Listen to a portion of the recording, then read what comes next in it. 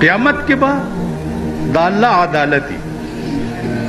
او د رسول الله صلی الله علیه وسلم به وکالتي او ټول مسلمانانو دا په غور دا یو ټکی واوري نور تقریر وکوي او زده کوي یا کني کوي دا یو الله به حاکمي आवाज به وشي چې لمن الملک اليوم د نن ورځې بادشاه څوک دی ټول بادشاهان به سرنګون ولاړي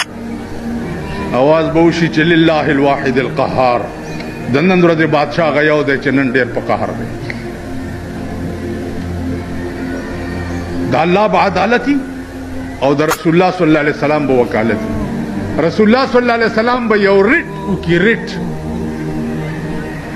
عدالت عالیه کې به ریټ وکي څه به ووایي وقال الرسول پتاسو بداوو پتاسو وقال الرسول يا رب ان قوم اتخذوا هذا القرآن مهجورا یا الله دا زما څومره قوم چې ولاړ دی خدای دې بستا په قرآن پورې ټوکې کولې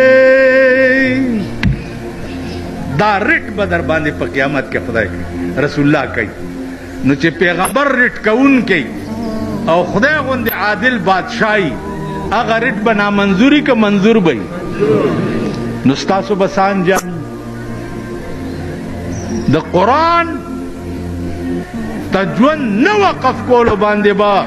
په قیامت کې رټ پتا سو کی